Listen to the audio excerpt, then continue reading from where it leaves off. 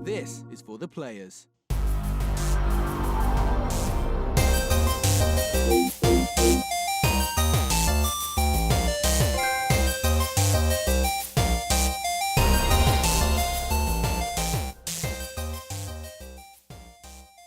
I'm Ryan Betson.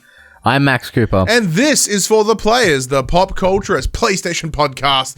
Over 40 years of playing PlayStation and 6+ years in that games media combined. I'd like to thank you for joining us in this PlayStation conversation. This PlayStation conversation happens every Monday morning at 8 a.m. on podcast services, including Spotify, and 9 a.m. on those YouTubes. If you'd like to be part of the conversation, please head on over to our socials. Check out our Facebook, Discord, Instagram, Twitter. All our links are in the description below. If you want to join the conversation as it happens, head over to twitch.tv/thepopcultures where you can watch us record this show live. You can jump in the chat. You can become part of the show. It's a very, very cool experience. If you want to share the conversation, you can. Tell your friends, tell your family about this PlayStation pod. Go to your podcast service of choice, give it a 5-star rating, a written review, or if you're watching us on YouTube, be sure to like, subscribe, comment, and all that other YouTube-y things, notification bell. Woo. And if you want to support us financially, you can at patreon.com/thepopculturist or our merchandise store, popculturist.com/shop, where you can buy shirts and other assorted shit with our logos on it. Max! How are you, my friend? Yeah, pretty good. I'm tired today, but it's been good. It's been a good week. So as you can see, we are doing remote again this week. We are both still in the lockdown free zone. Woo! But Max had some things come up and he was unable to get out here. So we're doing the whole online only setup again.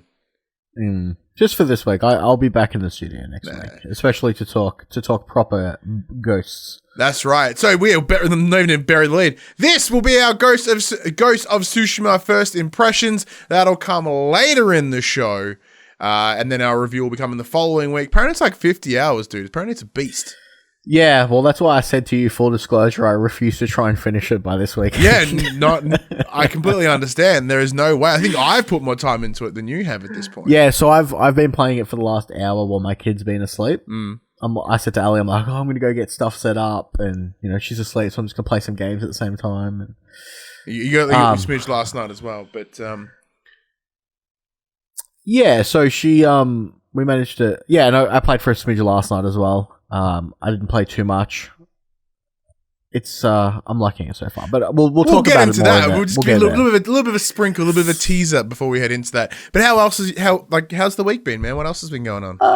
Just work throughout the week, and then yesterday, I'm a very, very proud father. Today, we managed to get our daughter to sleep in her big girl cot in her own room last night.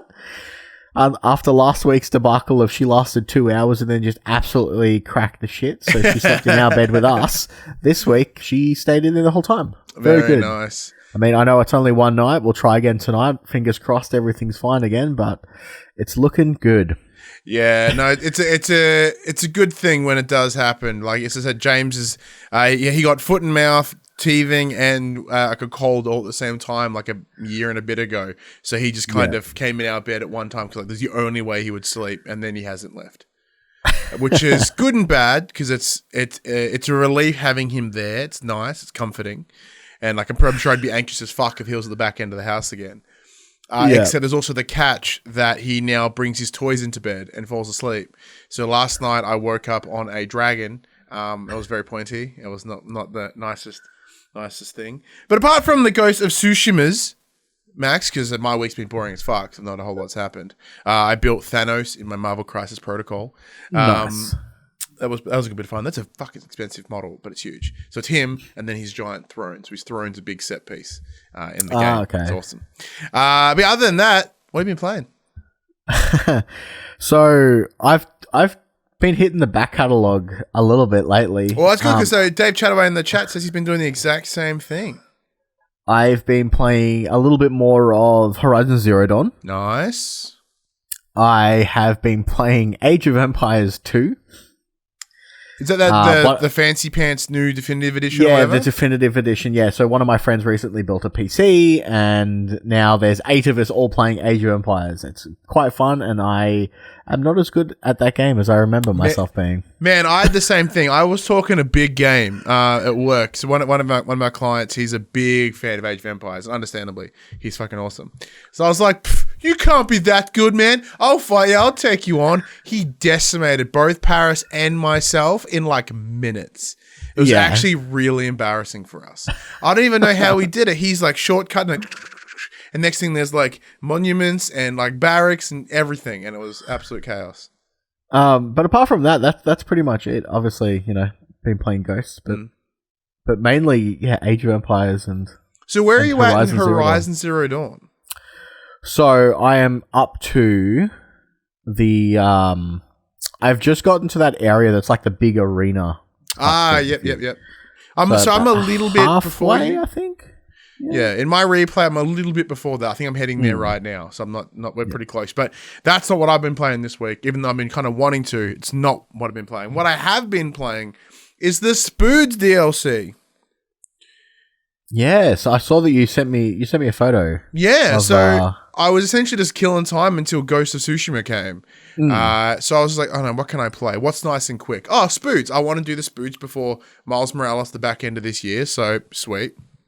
I'll play that. So I went through the first one, and the story's really good, actually. I really quite enjoyed the I thoroughly enjoyed them. Yeah, it's all sort of like, intrigue about Black Cat having a son, quote unquote, and then that whole sort of story, and working on like a sort of a C-list villain with Hammerhead, sort of connecting that, and then also bringing a bunch of the Sable gear back, and just setting up a little bit of Miles and Peter Parker stuff as well, which is very, very cool. I really enjoyed it. So I 100%ed that as well. So I've got the plat on the base game, 100% on DLC 1. I'm about halfway through DLC 2, and I'll 100% that as well. And then I'll kick in 3 in a little bit later as well. But I'm a little bit pissed at the trophy setup for Spoods. Is the only way to get 100% on all of it is doing the game again on New Game Plus. And I have no intention of doing that, even remotely.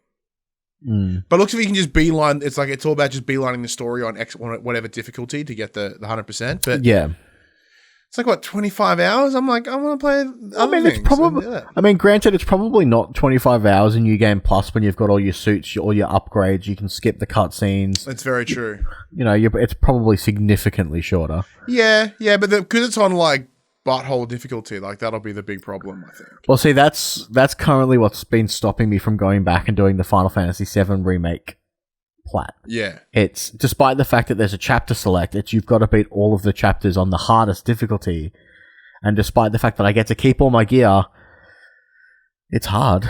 Yeah, like I was getting muffed up in like just little side things. It's like, hey, there's this little side mission. There's these two enemies. You want to take them out? I'm like, sure.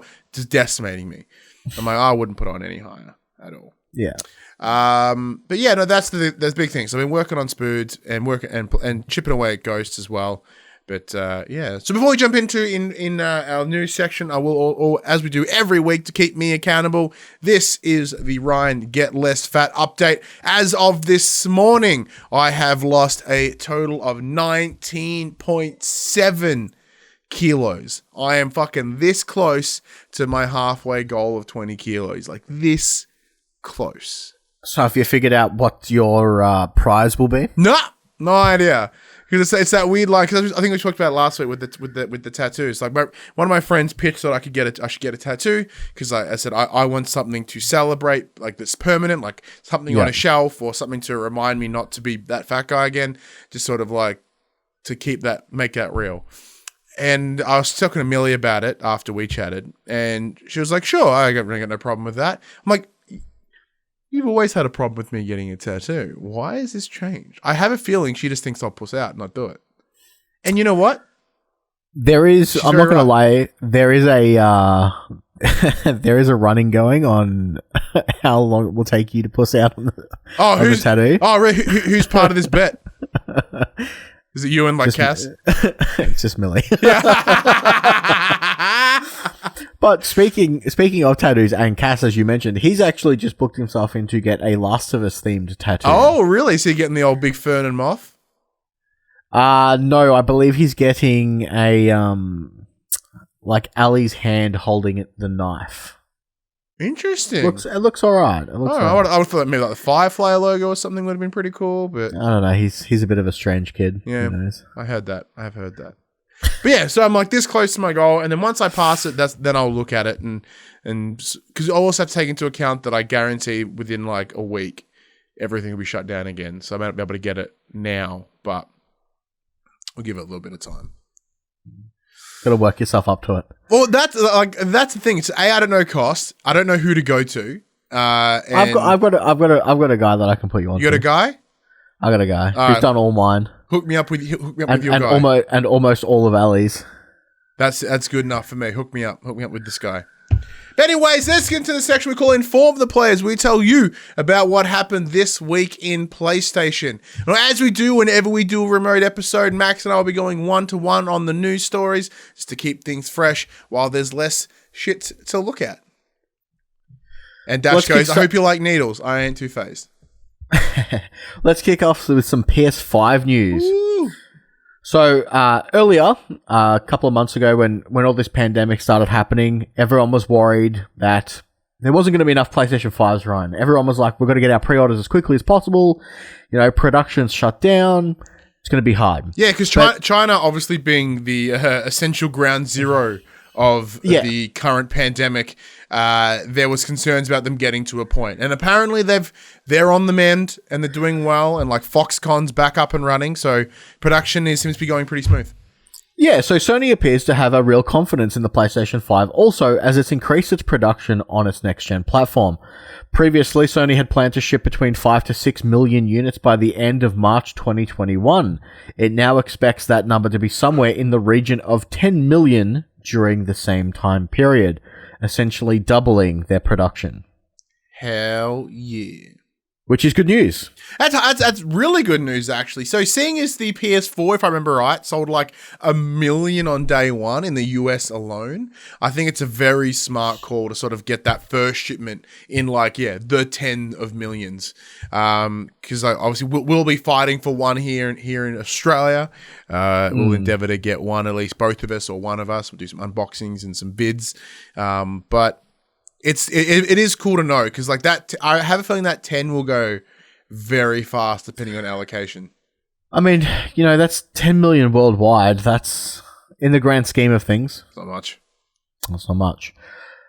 This morning, Mr. Geoff Keighley, host of the Summer Games Festival? Yeah, Summer Games. So that's on time of recording, which is Saturday, so 2 in the morning for here in Australia. Yes, Mr. Geoff Keighley got hands-on with the new DualSense controller.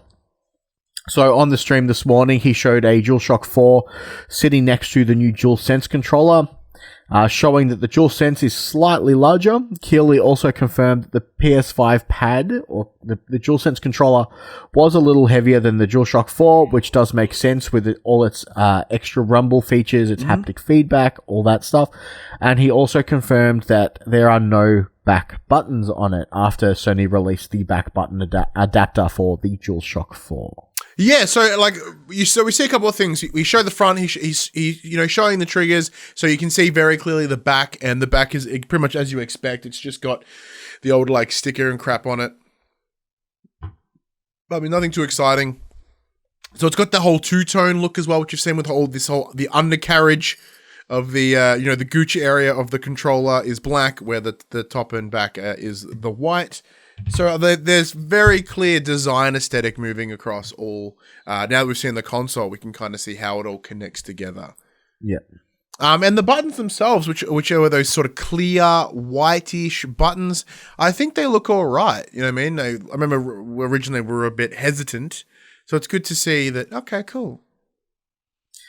Yeah, I mean, at this stage where we're now, 5 generations, we're about to be 5 generations deep, it's not like we really need to, although those symbols are iconic, we know where they're going to be placed. It's not like we ever look to go, where's triangle again?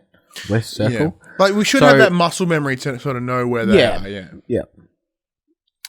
Yeah. So on top of that, like I'm looking at it and it does look the shape of it does look a bit better. It is a bit more boomerangy if you remember back to the original concept of the PS3 controller, the DualShock 3. It's just like, okay, all right. It's not quite there, but it does seem to have a bit more of a hook on it, which I think should be a better in the feel in the hand, especially when we've done like here on the channel, we've done reviews of like the Thrustmaster and the Razer Raiju. They do have a bit more chonk to them, and they have a bit more of that slight curve at the bottom, so it does fit in the hand a bit different. I'm the same. I'm thoroughly looking forward to a slightly bigger controller because the one that I use is slightly bigger than that of a standard DualShock.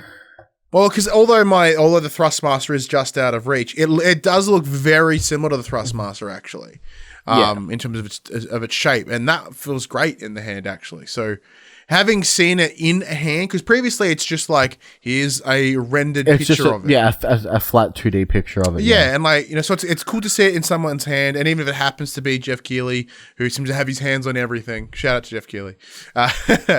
It was pretty interesting and fascinating to see it in use, and we did get to see it in use as he was playing Astro's Playroom. So Astro's Playroom is a game that comes baked on the PS5. It is a small mini game very similar to Playroom that came on the PS4, and it's there to showcase some of the potential features of. Well, not the potential. It is there to showcase the features of the PS DualSense controller. So the Summer Game Fest lead Geoff Keighley had the chance to go hands-on with both the pad and free title as part of that live stream, and he couldn't stop showering praise into the two of them, which makes sense because you have this cool opportunity. I imagine he's going to jerk that dick. Geoff explores various environments as Astrobot and gets up to all sorts of mischief. The PS5's adaptive triggers can be used to judge the weight of a jump, while blowing into the controller itself will cause an in-game fan to spin. You can hear the footsteps of Astrobots through the speaker, as well as other slight little audio cues. Keighley also mentioned that Astro's Playroom will be a multi-hour game, so it sounds like we'll have something to play around with for a while, even as we wait for bigger PS5 games to come. He also had an interview with a gentleman from Sony. I believe he was involved with either the control production or Playroom. I didn't remember which one. I didn't actually see the back part of it yet. Mm-hmm. And as Reverend Puck mentions here in the chat, Geoff couldn't get the Sony guy to commit to any other color controller right now. And I imagine that makes 100% sense as well. Like they're not going to be able to, they haven't even released this one yet, and production's still going. They're going to be like, here's other colors. What did you think of the Astrobot footage? It looked all right. Like I said, like the article said, people will use it to tie themselves over while they're downloading or installing another title. I think it's cool that it's baked in, that it gets to show off the controller's new tech. Mm-hmm. I love Astrobot as a character after playing Astrobot Rescue Mission. So it's cool that they've brought him back. Some of the stuff is a bit, seemed a bit silly, like the blowing into the controller to make the fan spin and stuff like that. No. It's just it's there to just kind of show off that they can do it. I can't really see them using it in too many other things. Yeah, it does seem a little bit hokey in that sense, and I guess that I feel like I've seen that before. Like, as long as I'm not playing the next Assassin's Creed game and I've got, like, a blow dart gun and I have to blow into my controller to shoot the enemies, like, no, I don't want that. No chance. If that's part of it, I ain't doing it. Let alone with Corona. You don't want to be, like, blowing and spit on your controller, But yeah, look, it does look a little bit hokey in terms of, because it is there as a tech demo. It does hit a lot of those, like, traditionally hokey sort of tech demo bits. And okay, cool. Like I said, I'm similar to you. I think that Astrobot is a great little mascot for PlayStation right now. He's cute. He's adorable. His game's great. It's a great little setup. And as you said, while people are waiting to install big new games, it's worthwhile time. Speaking of games that are coming to the PS5, though, Max, segue, Godfall. Godfall. So speaking with GameSpot, the game director Keith Lee explains how the two-time the NXT heavyweight and North American champion Keith Lee, bask in his glory. Not him. Not him.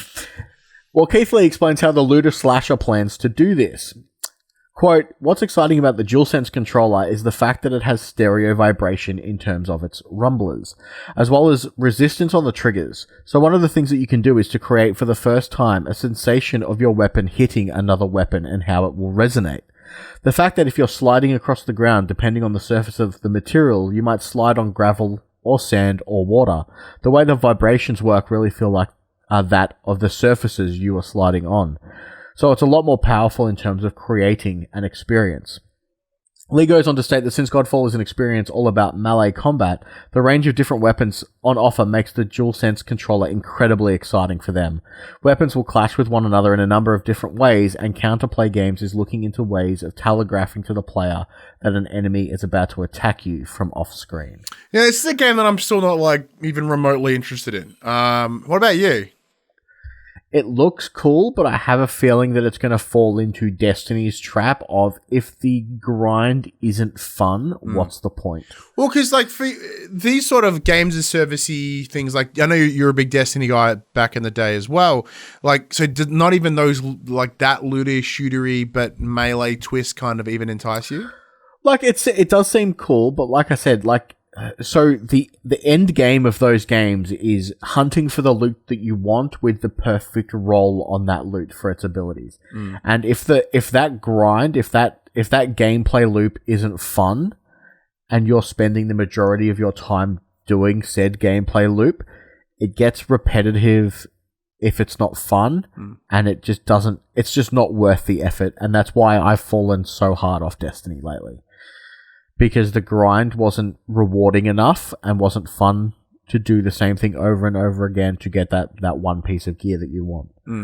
So until they make a way to as long as like the sandbox rules are fun and exciting and it entices you in a good way to do that loop, it's a hard sell. Yeah, because like I like the looter slasher idea. I think it's a very good switch on what's becoming very popular. And because especially with the looter shooter market being so flooded right now, it's certainly like there needs to be some sort of reinvention or sort of modification. And this might be the right way to go about it. I don't really care personally because looter shooters aren't my angle. I like what they're saying here about bringing the DualSense connectivity in. Now, this is not the first time they've mentioned it from my recollection. I feel they've said it before, but it looks like they've got a bit more detail here, which is nice. I just hope that, because they did this when the DualShock 4 first came out, everyone's like, oh, it's got a touchpad, we're going to use it. And every game in the launch window or soon after that, everyone had a gimmick with the touchpad or the buttons or doing something like that. And then all of a sudden in the back end of it, it just became a way to open your map. It was just a big button. Very rarely did the touchpad get used. So I'm hoping that... I still love the touchpad though.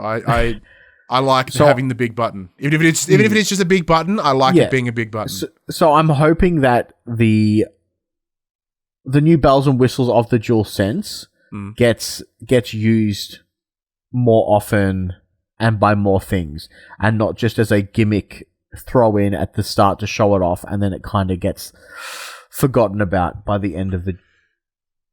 Yeah, because like I do wonder... If you know what I mean. Like, because in the the haptic feedback they've been talking about is very similar to the HD rumble that was present in the Nintendo Switch, or at least the original Nintendo Switch, big fat fucker. And then, obviously, Nintendo didn't... They've not cared about it so hard that they removed it from their Switch Lite. So you can tell they just don't care about it. So that was gimmicky as shit, as with most Nintendo controllers when they launch. I have a feeling that there will be some games that use that haptic feedback, but then there'll be many that will just create standard rumble from it. But it all depends if Xbox are doing something similar with their controller, which I believe the Xbox One had something similar already. So maybe if it's uniform across both platforms, they're more likely to want to pursue that as to make it less of a gimmick and more of something that everyone can enjoy. Because once you start, even though consoles at their core are based on exclusives or unique feature sets that separate the competition, From a developmental point, if you are someone that works across both companies, you're not going to invest that extra time for essentially nothing. So if it is across both, we will see it used in your more popular games, your Assassin's Creeds, your Call of Duties, those big hitters, like maybe even like your FIFAs, so that feeling of the grass or like kicking of the ball, etc. That is where you'll see it, only if it's across both. Yeah. Speaking of big titles that go across both platforms, Far Cry 6.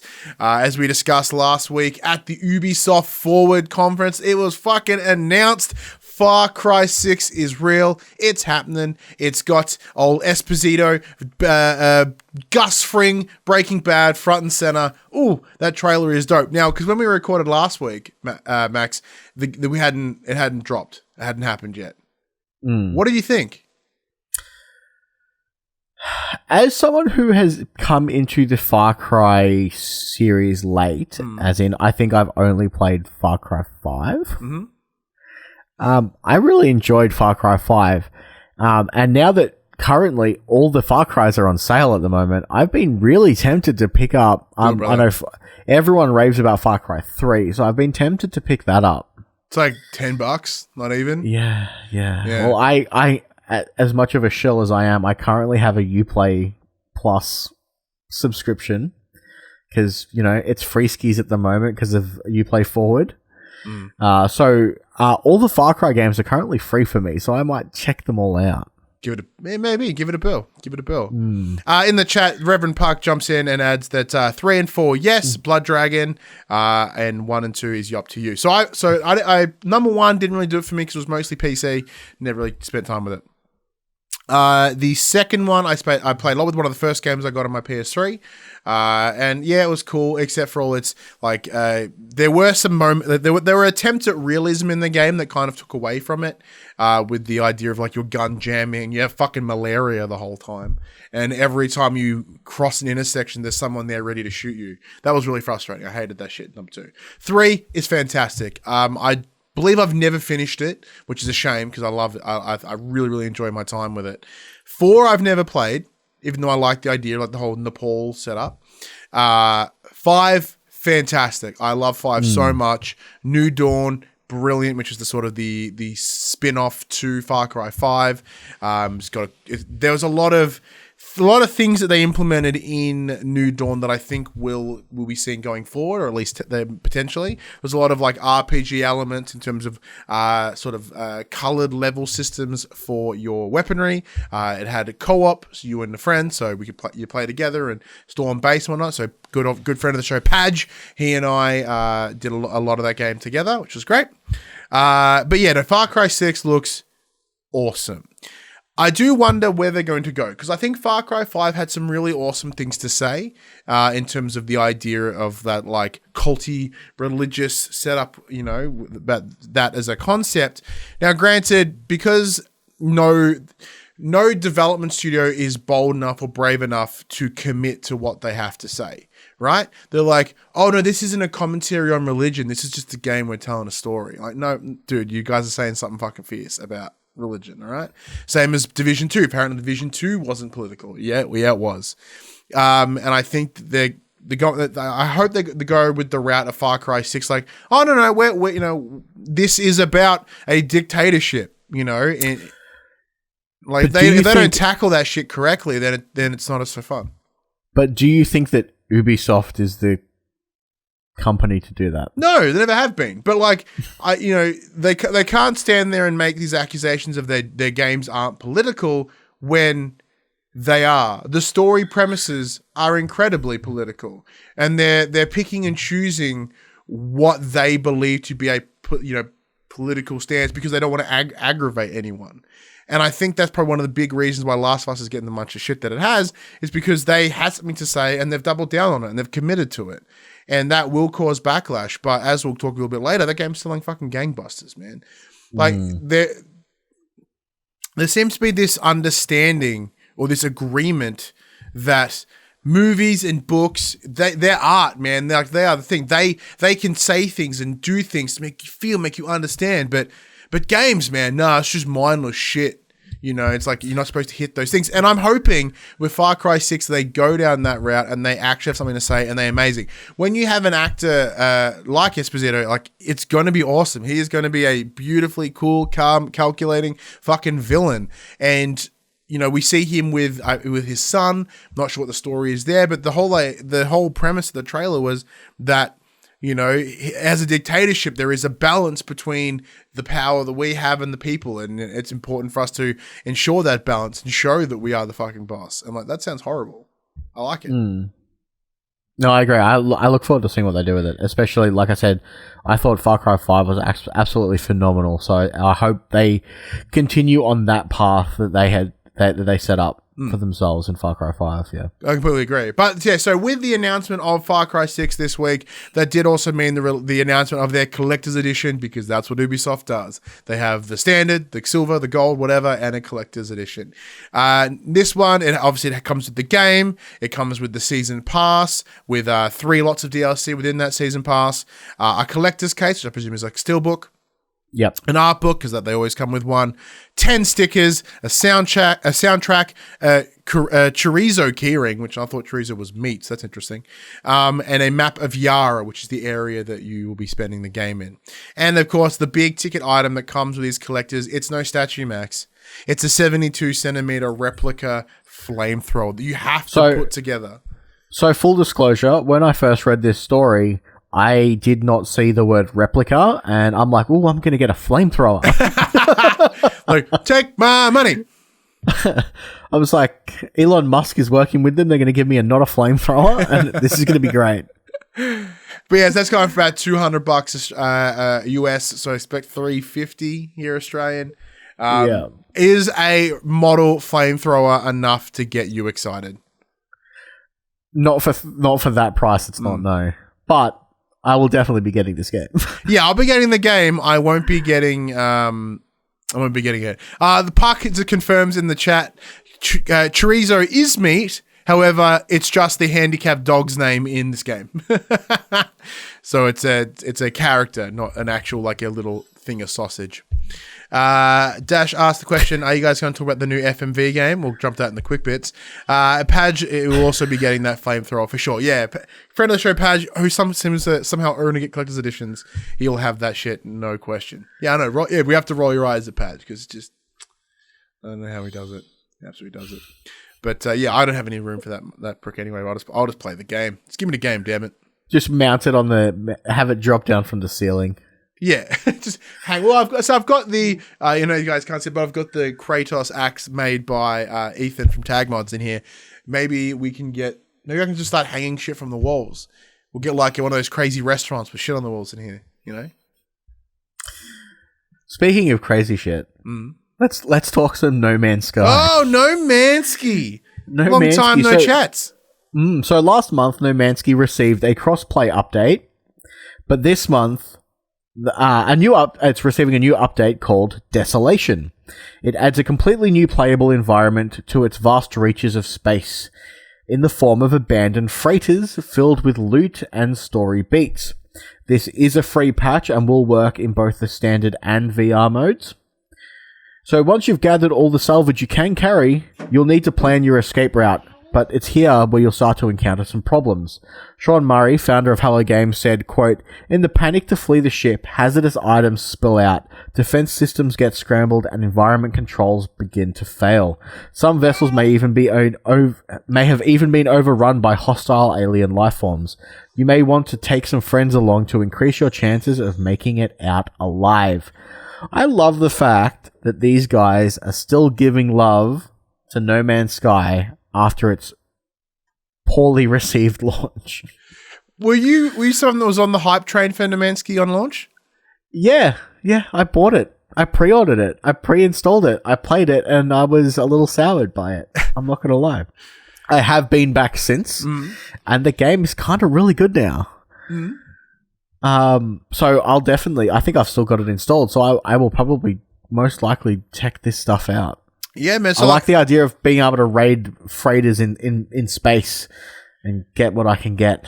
Like, I remember playing this at launch, and I was like, what the fuck? Like, I wasn't You might burp everywhere. I wasn't as like hate-filled as everyone else. I was like, this game is fine. Like it's I think I reviewed it at the time. I gave it like a 5 when we were giving scores. It was like right down the middle. Like the game's fun, it's entertaining, but like there ain't much else to it, man. So you know what I mean? yeah, so when I first played it, I think I completed it. I got to that center of the universe position that you were trying to get to, and I'm like, okay, cool.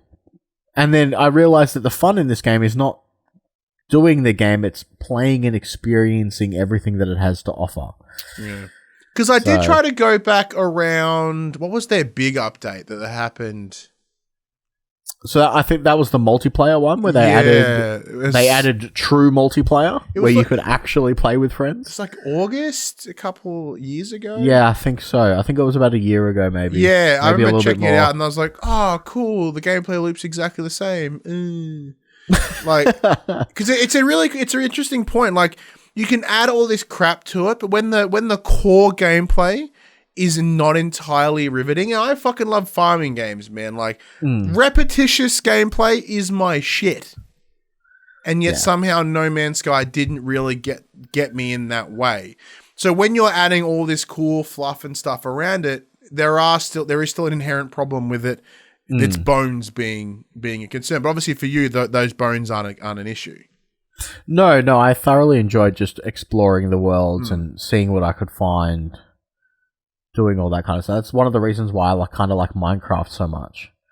Yeah, no, having the freedom to kind of do stuff. Yeah. Yeah, no, I can agree with that. Look, go. Sorry. No, go ahead. Oh, just like I said, I just wanted to reiterate. Like, I love the fact that they're still looking after this game. They're still adding stuff. They're still trying to better it, despite their knowledge of how poorly it was received to begin with. I really do hope people check these updates out. Because they obviously care about the work that they've done. Well, yeah, like the amount of PR recovery they've had to do, it's like they could have just taken money and run. But shout out to Hello Games for like still seeing it. And this is like what, fucking 4 years later, and they're still, giving it a go. So yeah. Anyways, before we jump into the quick bits, let's just go through, as we can now do every week, the top 10 best-selling PS4 games in Australia. These are for the games week ending the 12th of July, 2020. They are in reverse order. Number 10, Iron Man VR. Number 9, FIFA 20. Number 8, Marvel's Spider-Man. Number 7, God of War. Number 6, The Last of Us Remastered. Number 5, Call of Duty Modern Warfare. Number 4, Far Cry 3 Classic Edition. This was the remastered version that came with Far Cry 5. You bought the Season Pass. Grand Theft Auto 5 at number 3. Number 2, Formula 1 2020. And for the 4th week in a row, The Last of Us Part 2. Now, the interesting thing here, Max, is you've also thrown in the MPD. Now, the MPD is primarily for the US. However, what we're seeing here is, at least in the US, where obviously the big consumption of games is happening, Last of Us Part 2 was the best-selling game of June 2020, and it's even cracked the top 3 best-selling games of this year so far. Yeah, so especially with all the hate around Last of Us and with the game being leaked before its big story leak before release, I find it interesting that despite everyone's angst towards it and they're saying that they're not going to do it, it's the number 1 top software of June, it's the number 1 PlayStation 4 title of June, and it's the top 3 best-selling game of so far of 2020 across all platforms.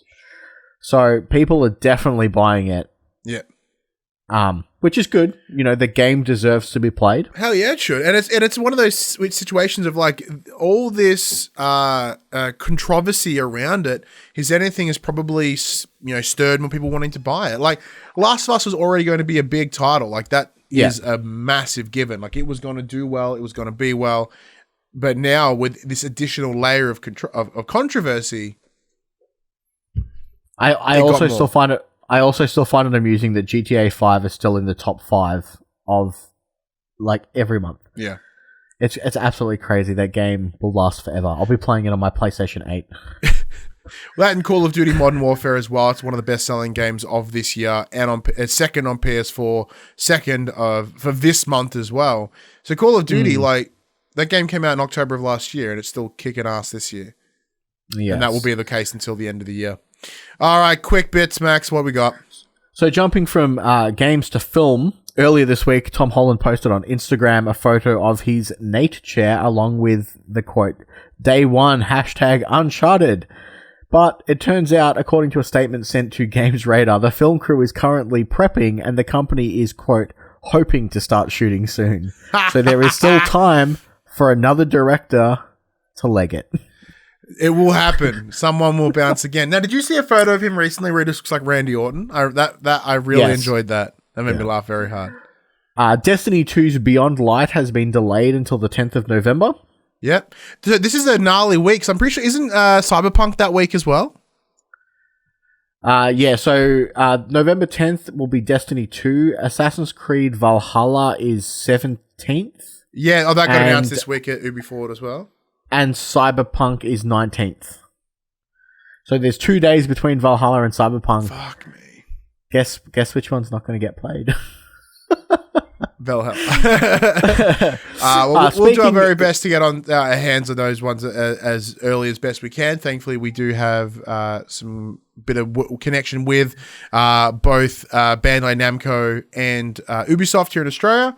So we'll do our very best to at least give you both. Whether that means Max plays Cyberpunk and I play Valhalla, you will get both. I'm definitely keen. I'm definitely keen to play both. Don't get me wrong. But I'm just about time. In terms of a reasonable time, we'll probably take one each. Speaking about Assassin's Creed Valhalla, if you're playing Assassin's Creed Odyssey at the moment, there are some new Viking-inspired outfits, assumably hyping up for Valhalla. Marvel's Avengers gets a beta next month. The beta starts on August 7th if you pre-order the game, but the open beta will kick off August 21st. I want to email Square. I want to play the shit out of that. Yeah, I'm pretty keen to play that too. And a last-minute addition to the quick bits. Former Argonaut Games CEO wants to remake Croc, Legend of the Gobbos. The fuck you doing, mate? The game's trash. That one's for you, Dash. Apparently that one's for you, Dash. Yeah. No, not happening. That game deserves no remasters. You know what platforming games need, Max? Fucking tank controls. That's what you want. You want when you have to jump from platform to platform. You know what we can do? Let's make it difficult for you to do that. Game sucks, asshole. I'll take your word for it because I've never played it. Well, let's get into the main topic of the show, Max. That's chat to the players about you're totally selling me on it. Ghost of Tsushima. So Ghost of Tsushima is the latest and the last PlayStation first-party release for the PlayStation 4 generation. It is made by Sucker Punch Studios, who previously have made Infamous. Max, what is the base plotline here? So, Ghost of Tsushima is based on a historical Japanese setting, and developer Sucker Punch has invested extra effort into representing this backdrop accurately. Yes. The Seattle-based team collaborated with Sony Japan Studio to work on a full localization, and you can choose whether to play the title in English or Japanese. Which one are you playing it in? English, because I'm not that good at playing subtitles in Japanese. When you first open the game, when you first start the game, it gives you, I think is it 3 options or 4 options? There are 4 options. So it gives you English, English with English subtitles, Japanese with English subtitles, or the Kurosawa mode is pretty much what. Yeah, so I think they refer to the Japanese with English subtitles as Japanese cinema mode. That's the mode I'm playing in. Oh, you would, you because I want the authentic voice, but I want to know what they're saying. So subtitles. So in addition, as you pointed out, the film worked alongside the Kurosawa estate to produce a black and white filter inspired by the legendary director's films. Have you dicked about in the Kurosawa mode yet? I have not yet, but I have dicked about heaps in the photo mode. Yeah? So much so. It's super fun. So all of that has clearly appealed to Japanese gaming bible Famitsu, as it has been awarded a perfect score by the publication. This makes it the 3rd Western game to ever receive a full 40 out of 40 from the publication, following The Elder Scrolls Skyrim and Grand Theft Auto 5. But yeah, so for those that aren't playing it, we'll give you a rundown. So you play the character of Jin Sakai, who is a samurai. There is a battle at the start of the game where it's right around the Mongol invasion. So you have almost like a Normandy moment where you fight on the beaches against the Mongol. Everyone gets fucked up. You take some arrows to the back. Yeah, you think your uncle's dead. He's gonski. That first scene, that like the very first thing that happens in that scene is absolutely brutal, and I was not ready for it. Yeah, which was good. Yeah, that poor dude. Yes, so you you realize that your wounds have been healed, and you you discover that your uncle is alive, and that's, as of, without too much further spoilers, that is your goal to start the game, is to go get your uncle back from the Mongols and sort of help remove them from the island of Tsushima. So it is an open world game, very similar to the likes of Assassin's Creed, probably the biggest vibe going for it right now. Yep. But yeah, let's talk about how we are thinking. So how long have you spent with it, Max, at this point?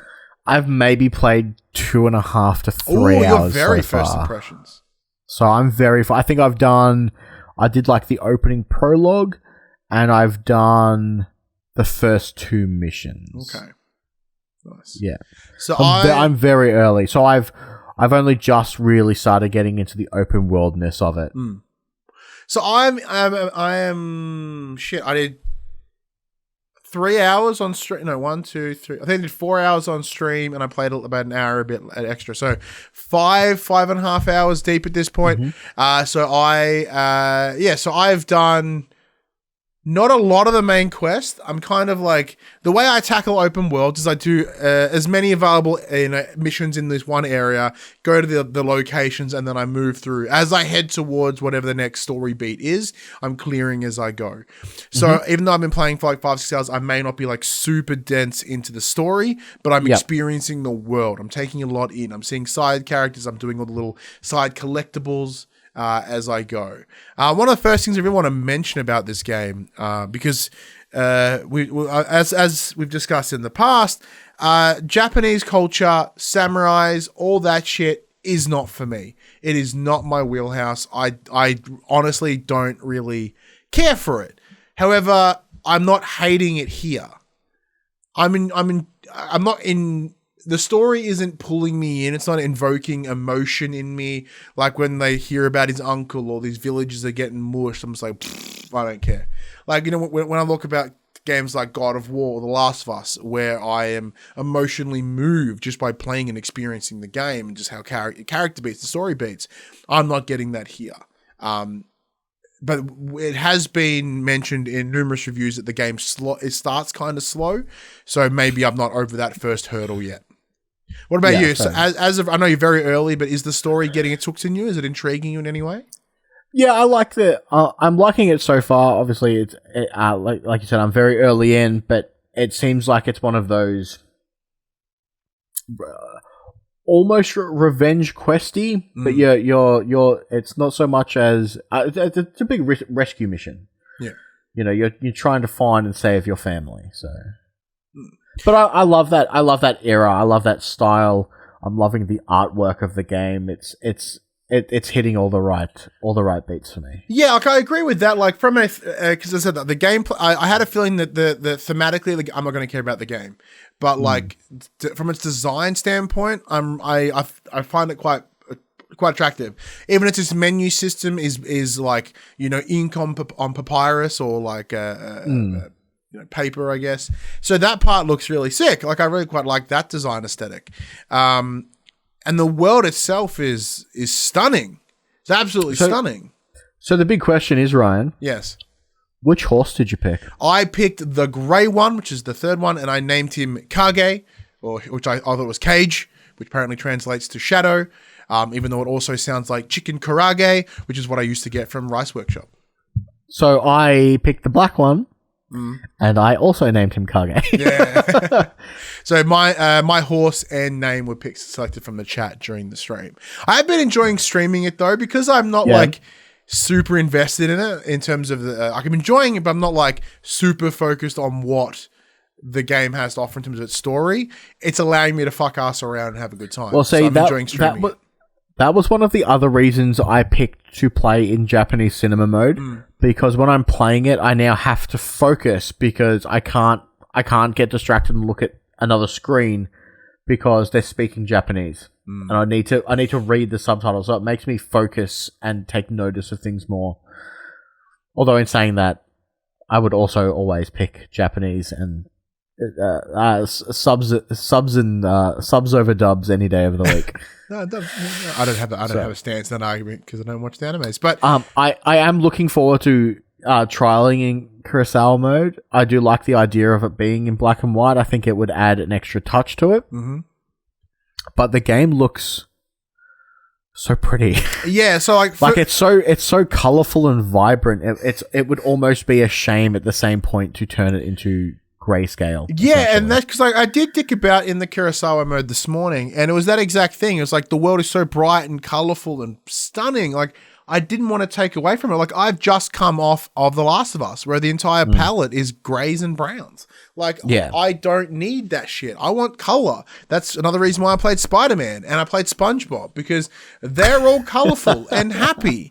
You know what I mean? And this, even though the storyline is a bit sad, and, you know, as you're trudging through a worn-torn Japan, like, it's still bright, colorful, and pretty, and that's amazing. Yeah. So how are you finding the combat? Because that's probably the big thing here.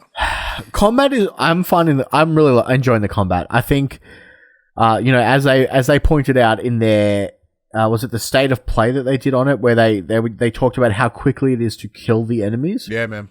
They wanted to make it really thin. You're knocking people out in 1, 2, 3 hits. Yeah. And it's the same for you. If you get hit twice, you're out. So what difficulty are you playing on? So I'm playing it on medium. Same. Yeah. So they had 3 levels. It's like easy, medium, and hard. Yeah. So I've found that dudes with spears are really annoying. Fuck them hard. And the guy with the big mace thing, he's a dick too. I don't like him. And you have to, much like they keep reiterating of the samurai fights with patience. If you're not patient, you're going to get yourself killed very quickly. Yeah. Because sometimes they just do like rando combos out of nowhere. Like, they'll hit you once and then step back, and then hit you once and then step back, and then all of a sudden they're just hitting you 6 times, and you're expecting them to step back, so you push in to kill them, and then they just wreck your day. Yeah. So I've already died a couple of times. So I think I'm on like 9. Being careless. Because I've been doing it because with the stream we've had like a bit of a death counter going on. I'm on like 9, 10 deaths at this point. And that's only, you know, a couple of hours. Just because I as you mentioned, like I didn't have that patience. I pushed in, and then I 100% got fucked for it. But like the gameplay is pretty simple. You know, it's block, it's light attack, heavy attack. The heavy attack can break shield, or, you know, break their like their stamina, I guess, which allows it kind of breaks through their blocking. Yeah, their shield breaker, block breaking. Yeah. So a lot of it is waiting, watching their movements, look for the tell, just go head on in. So at its core, it's quite simple, which I think is certainly a positive, because from the chats in the streams, people were expecting more in the line of like Sekiro or a Soulsborne style gameplay, and that's not here, which is nice. It is pretty much it is Assassin's Creed. Like, it's got the especially the new wave of Assassin's Creed anyway. So have you done any of the stealth stuff yet? Yeah, so I just finished the first mission stealthy. So, you know, you get your listen mode. Mm-hmm. You have those one-hit kill assassinations if they're not aware of you. I think my favorite thing that this game does is the standoff mode. Oh yeah. So anytime an enemy first spots you, you can hit up on your D-pad, and it goes into standoff mode where you will duel them 1v1. And you stand there, you hold your blade at the ready, and as soon as they go to attack you, you wreck their day. And then their mates will come and kill you. Yeah, so I've also unlocked a secondary standoff. So I do one, I go slice the first guy, his friend comes, I'm like, bam, you're gone too. So I can now do like 2 in one standoff, cool. Which is very, very cool. But yeah, so in terms of the stealthy gameplay, I'm enjoying it. I'm feeling it because like there is that in terms of the story, there is a bit of contention around it because that stealthy isn't the way of the samurai. They're supposed to like, you know, if you want to kill him, you kill him face to face. You know what I mean? Like there's that honor in that. And here I am fucking shanking dudes in their kidneys and stuff, you know? So I like it. It is fun to sort of pick off a fort without anyone spotting you. That's the standard in any game, really. But as of right now, I've unlocked a couple of different weapons. So I have, I obviously have the katana and whatever the smaller katana is. What are those small ones called? Yeah, I know what you're talking about. I can't think of it off the top of my head. Katani, I don't know. Katana and a katani. There we go. I've also got a longbow, and I've just recently unlocked. So I unlocked the kunai a little while ago, which are those little throwing knives, and I've just unlocked some like essentially bombs. So I've just got the bow. That's where I'm at. I just got the bow. Yeah, and what I really am enjoying in terms of its control scheme when it comes to combat is it is the ability to swap between weapons is quite straightforward. So if you're rather than like triangle, whatever, or a weapon wheel, if you want to switch between your throwing weapons, you hold down your L2 as if you would to, you know, normally when you go to like down a sight with a bow. Using the face buttons, you then swap between your weapons. So like hold that, so you can go from arrow to kunai to grenade to what other weapons you get, throw weapons you get later on, which I love. That's like really intuitive design there. And that also goes around the idea of different ammo type as well. So when you hold that button, you can start switching between, you know, fire arrows or regular arrows or whatever. And same goes for stances, because you also, once you start clearing out forts and you take out leaders, you unlock skill points to go towards unlocking different fighting stances for your swordplay. So you start off with the stone, and then there's water and air. It's just slight different variants, and each of them have their own different positives against particular enemy types. So you can, because it's all relatively intuitive, you'll just hold R2, which isn't an attack button anyway, because it's square and triangle.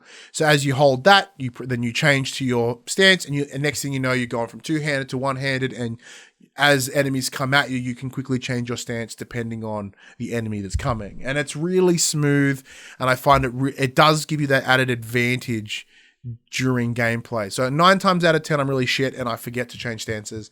So I'm just like hacking fuckers, and then like, oh shit, hang on, that guy's got a shield. If I change to this guy, and then I have a bit of a smoother, better experience. Yeah, so I've just killed my first leader, so I don't have a stance unlocked yet. Yeah.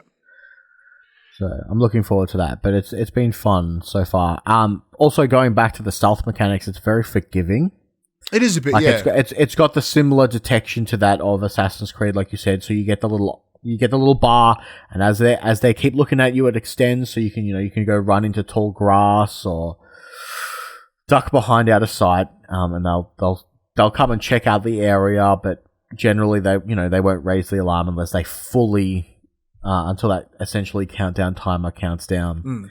I also love how interactive the world is when combating enemies. So for instance, I just finished the mission where you get the bow, and it's like, oh hey, that's a hornet's nest. If I was to shoot that hornet's nest, they would get stung by the hornets. I'm pretty sure they'd be mad at those people. Yeah.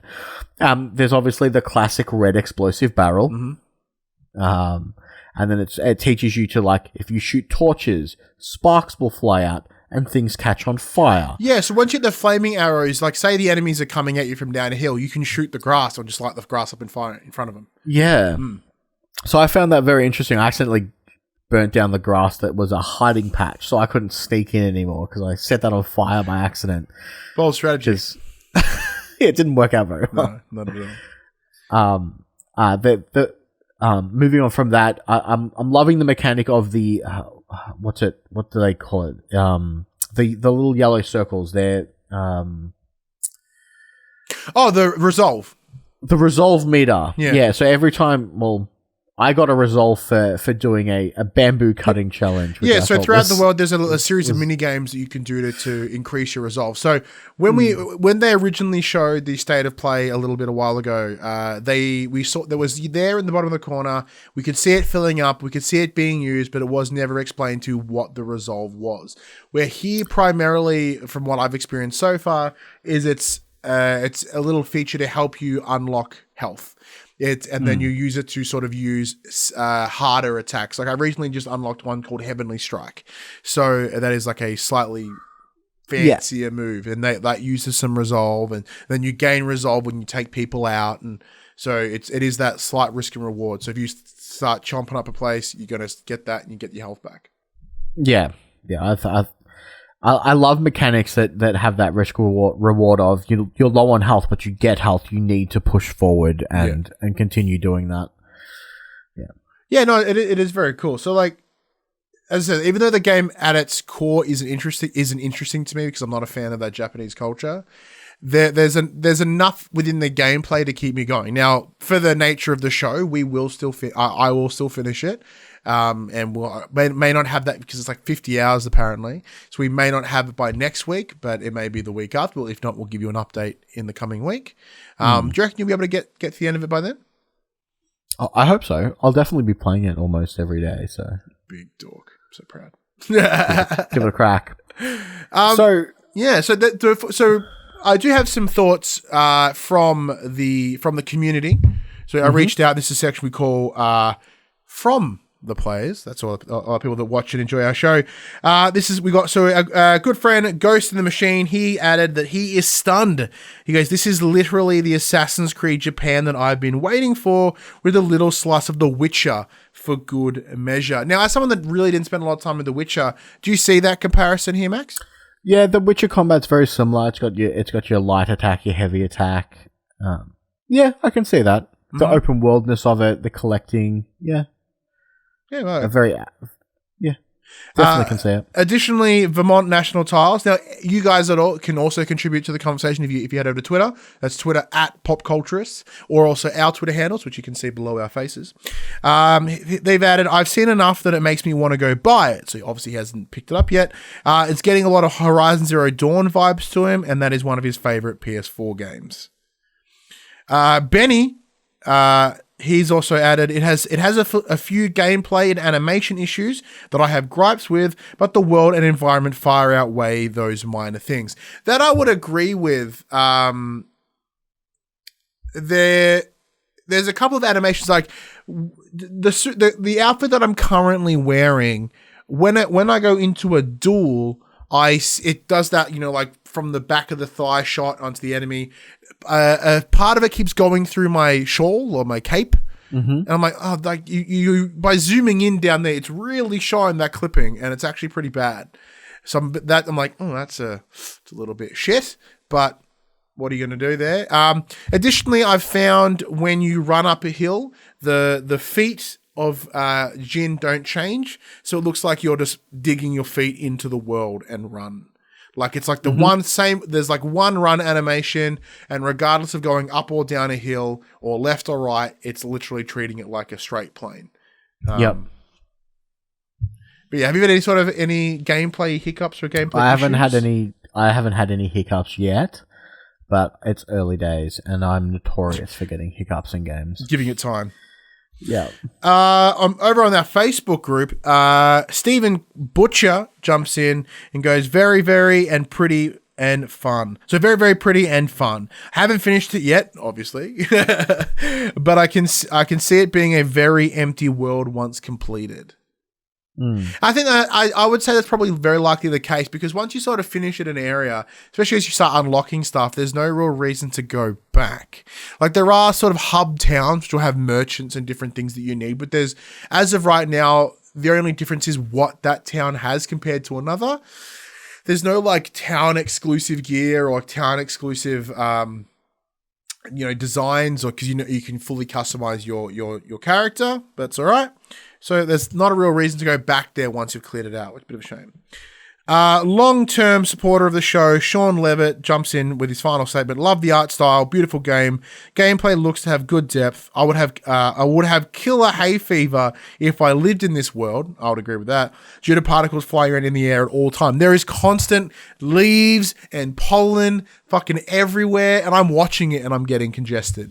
Like, I'm straight up with Sean there, man. That is gnarly. But before we do, one thing I do want to discuss though, Max. Because we talked about this prior to it coming out as well, around the wind system, where there was no waypoints. It was all the wind would direct you where you needed to go. There were subtle cues from animals in the world around you, whether that be foxes, whether that be birds. How are you finding it in practice? There are some times where it is very difficult to follow the wind, and I find it generally when you're moving into the direction that the sun is facing in front of you. Yeah, you can't see the wind. Because you get, you just can't see the wind. You get that screen glare that comes with it depicting the sunlight, and you just can't see it. Yeah, it's trying to be all cinematic and sort of gets lost a little bit. But you can, like, the control to see the wind is to swipe up on the touchpad, and you can do that as often as you want. So you can just keep swiping as you're running. Yeah, and you can kind of follow your path. It's not too difficult to follow, but it's as subtle or as invasive as you kind of want it to be by how quickly you need to swipe to get back on track. Yeah, the one thing that I had with it that was originally a concern as I started playing was that because it kind of just pushes the wind in one direction, it's not specifying whether it's up or down because there is a lot of verticality in this world. But I find that if it wants you to go up a hill and you're at that precipice, like, do I go up, do I go down, or do I keep going flat? The wind will actually hit it and go up if it wants you to go up. So it's clearly indicating that it needs you to go up. I had that. I came to a sheer rock face and it just flew. The wind went into the rock face and then straight up. And I'm like, okay. And then I found some handholds to climb up. But yeah, so before we jump into the last section, because that's what are your complete first impressions at this point? I've said at this point like 9 times this episode. I need to stop that. I'm really enjoying this game. It looks fantastic. I think it's a suitable, or it does justice to being the last game of the generation, the last first party. That is, of course, a bold statement, especially so early in. But we'll so far, it's pushing all the right buttons for me. Yeah. So is it what you expected? Yeah. Yeah, I think it's exactly what I've expected so far. They were very open in what kind of game this was going to be, especially in that state of play. And then they did a deeper dive shortly after it. With they've been giving us a lot of trailers, a lot of gameplay videos. I think I knew exactly what I was getting into, and it's delivering on what it said it was going to do. Yeah, look, I'm in a similar boat. Like, in terms of expectations, it is exactly where I thought it was going to be. I had a feeling that it was going to be, obviously very Japanesey and sort of around that sort of storytelling, and it gets exactly that. So if you're in that wheelhouse, then you're going to love it. The gameplay is kind of what's drawing me forward, which is another thing I expected. We are very early days. I'm like, 5%, 10% in it, I'm 5%, about 5 hours, allegedly 50 hours. I'm 5% into the game. And there's a lot more of the game to experience and play. So these early impressions are a good indicator, but I wonder how it's going to go over a long run, especially with the story not bringing me in as much as I'd want it to. I do worried how burnt out I'm going to get in the coming hours. Well, would you like to know what the game could have been before it became Ghost of Tsushima? Yeah, sure. So, taking to the PlayStation blog, co-founder Brian Fleming states that Sucker Punch Productions knew that it wanted to create a grand open-world experience featuring melee combat from the very start. From there, the team considered various settings and themes, such as pirates, Scottish outlaw Rob Roy McGregor. Oh, shit! That would be amazing! Rob Roy's a great story. And even the Three Musketeers. All of these were considered, but they kept coming back to feudal Japan and telling the story of the samurai warrior. Then, one fateful fall afternoon, we found a historical account of the Mongol invasion of Tsushima in 1274, and the entire vision clicked into place. Fleming talks of an evolving story and sweeping changes to the combat system throughout its development, but the team got through it by sticking to one clear vision. Quote, a lone samurai survives the Mongol invasion of Tsushima and is forced to reinvent himself to save his island home. Well, speaking of reinvent themselves, I want to add to that just a sort of a compliment towards Sucker Punch. This game is such a separation from Infamous. It's actually incredibly remarkable what they've done here. Like, so the way I explained it was, it feels like a movie director where, you know, like, say, use Kevin Smith as an example. He's made Clerks, he's made Mallrats. There is 2 dick and fart joke, you know, movies. And then he comes through with Chasing Amy, which is his more artsy movie. It's like every director that's made action films, they then want to make that artsy movie to really demonstrate that they're more than just action, you know, superheroes, which is what's done here. Like, after a series of Infamous games, they're like, yeah, we want to do something more, something bigger, something better. And this is a complete departure from what they've done in the past. And having it look so good, play so well, it is a remarkable statement on Sucker Punch that this what they're able to deliver. Yeah, I couldn't agree. We got Reverend Puck in the chat. Man, the Three Musketeers would have been a better Assassin's Creed game. Awesome. So another story that I pulled, and I found this quite humorous, because the headline read, Sucker Punch nerf loading times for Ghost of Tsushima. So for an open world game, this game loads incredibly fast. It does. Whether you're fast traveling or respawning after dying, the game loads in seconds. Speaking to Kotaku, lead engine programmer Adrian Bentley explains what's happening to enable the game's speedy loading. It makes for an interesting reading. So the long story is, Sucker Punch's game engine is extremely efficient, keeping disk reads to a minimum by placing data very precisely. In layman's terms, pretty much every art asset used in Ghost of Tsushima is ready and loaded for whenever it is needed. And this, combined with the game's mostly simple natural environments, means pop-in is basically non-existent, and reloading after dying can be ultra quick. Quote, when you die, we only need to rerun this quick spawn process with most of the data already loaded, Bentley says. Quote, in contrast, many other engines use serialization-based approaches which require reloading a substantial amount of data to run again. Bentley said the team had to artificially extend the downtime to allow people to take in some of the tooltips during the loading screen. I've heard this being a concern as we head in towards solid state. Like, you know, with times being better and faster, it's just like, because there needs to be X amount of time on a load, apparently, in order for, like, you as a player to have that reset. So, because generally when you die, it'll give you a tooltip. It's like, hey, this is how you died. Maybe try this next time. If we've got instantaneous loading, we're going to miss out on such great information. Yeah, that's look. It is once again. That is. Do you believe that this is fantastic? This is certainly a potential step towards what will be PS5 load times. Like, as this is the literal last game on the PS4, like from PlayStation, like directly from PlayStation Studios. Do you like this is what it's going to be, right? This is it. I hope so. This is the future. So. It can only get better, right? Yeah. That's amazing. It's absolutely amazing. The game is... I just found it funny that they had to nerf their loading times because they were too quick. Best problem to have. But anyways, thank you to everyone that did jump in and gave us their initial thoughts on Ghost of Tsushima. If you want to tell us what you think of Ghost of Tsushima, you can. Go to your Facebooks and the Twitters or even the comments of this video. We would love to read them. I respond to every comment on every video we have on YouTube. So jump in there and then I'll be sure to read it out next week because we'll do a follow-up section as we play more into this game.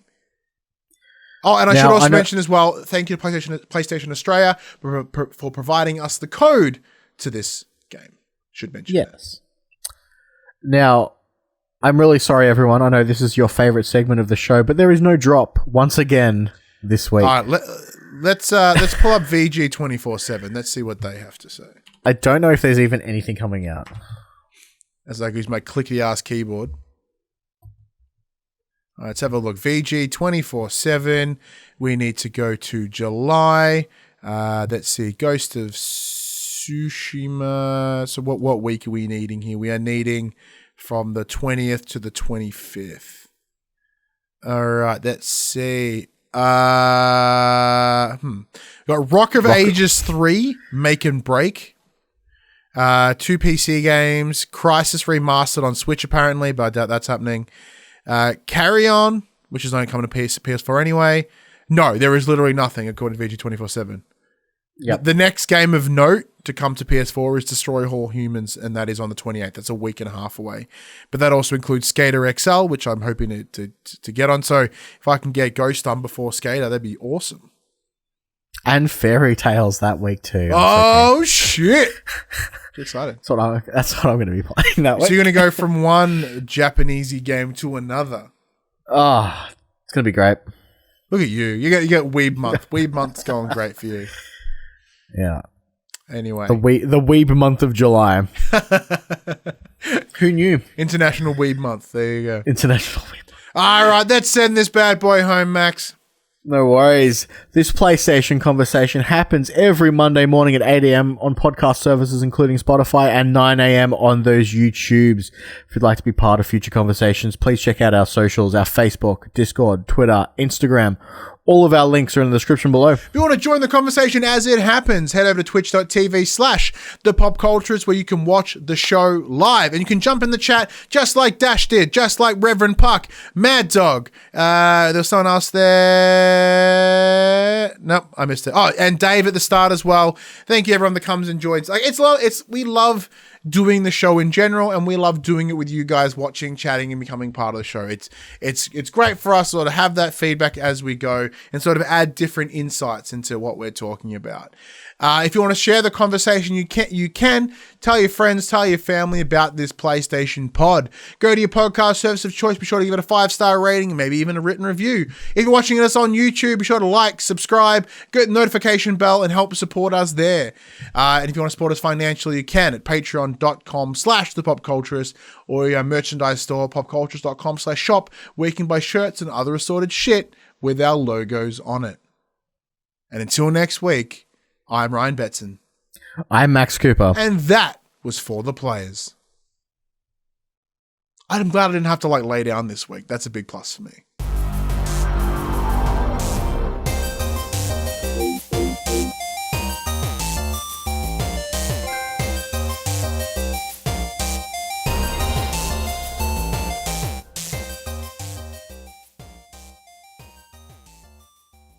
For the Players, the Pop Culturist PlayStation podcast is fan-supported at patreon.com/thepopculturist. And we'd like to thank our Patreon producers and our Patreon founders for their kindness, their support, and their generosity. Our Patreon founders: Alpha Ferret, Craig O'Flaherty, David Chataway, Jesse Stevenson, and Jacob Garner. And our Patreon producers: AJ Abatomi, Damien Holdies, Kyle Dunn, Lee Wintershoven, Nathan Massetti, Paul James, Pure Mongrel, and Sean Levitt.